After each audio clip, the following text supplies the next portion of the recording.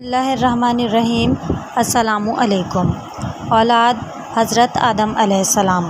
حضرت آدم علیہ السلام اور بی بی حوا کی ملاقات کے بعد پیدائش اولاد کا سلسلہ شروع ہوا۔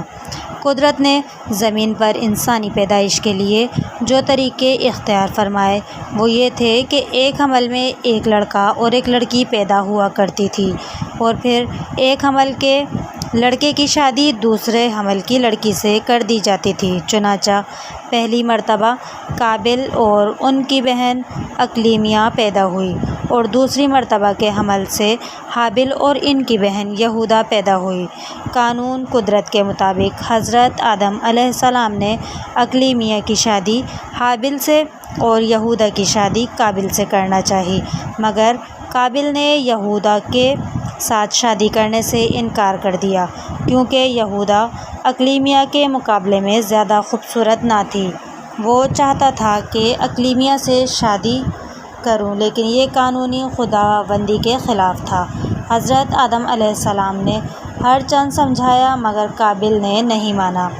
آخر باشارہ خداوندی حضرت آدم علیہ السلام نے دونوں بیٹوں سے فرمایا کہ تمہارا فیصلہ اس طرح ہو سکتا ہے کہ تم دونوں کوہ منع پر اپنی قربانی لے جاؤ۔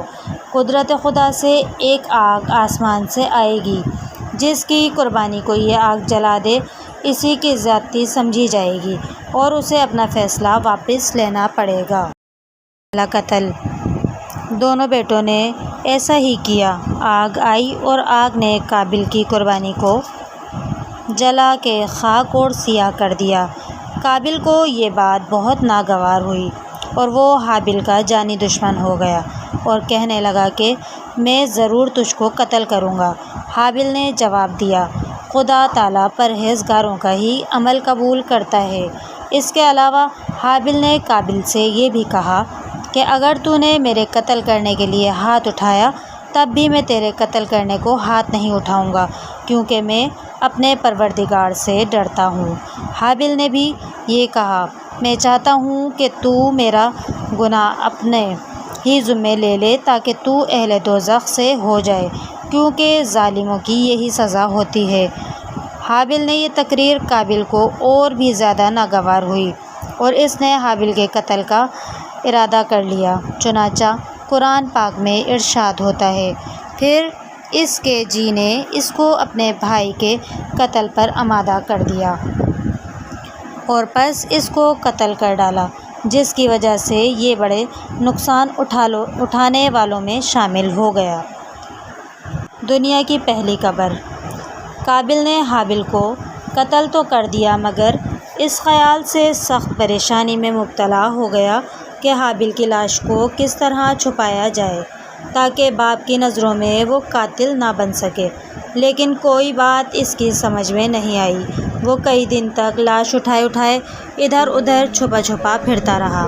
ایک جگہ تھک کر اس نے لاش کو زمین پر رکھ دیا اور سوچنے لگا کہ آخر اس نئی مصیبت سے کس طرح نجات حاصل ہو سکے۔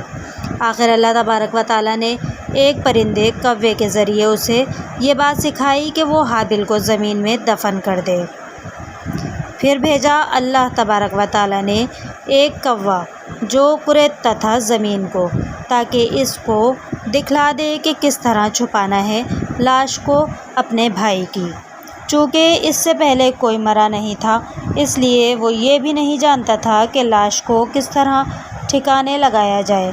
چنانچہ اس نے دیکھا کہ ایک کوہ زمین کو اپنی چونچ سے کھود کر دوسرے مرے ہوئے کوے کو اس گڑھے میں چھپا رہا ہے۔ یہ دیکھتے ہی بھائی کے دفن کرنے کا طریقہ اس کی عقل میں آ گیا، اور افسوس کے ساتھ کہنے لگا، افسوس میری حالت پر، کیا میں اس سے بھی گیا گزرا ہوں کہ اس کوے ہی کے برابر ہوتا اور اپنے بھائی کی لاش کو چھپا دیتا۔ پس بہت شرمندہ ہوا۔ اللہ تبارک و تعالیٰ نے ایک ادنیٰ جانور کے ذریعے قابل کو حابل کی لاش کے دفن کرنے کا طریقہ اسی لیے سکھایا تاکہ وہ اپنی حماقت پر شرمسار ہو سکے۔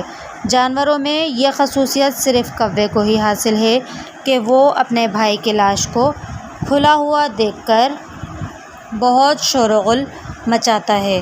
دفن کے وقت حابل کی عمر تقریباً 30 برس کی تھی۔ تو دوستو آج کی ویڈیو کا اختتام کرتے ہیں، پھر ملتے ہیں اگلے پارٹ میں۔ جب تک کے لیے دیجیے اجازت۔ ویڈیو اچھی لگی ہو تو لائک، شیئر اینڈ کمنٹس لازمی کیجیے گا۔ دیجیے صبا عظیم وائس کو اجازت۔ اللہ حافظ۔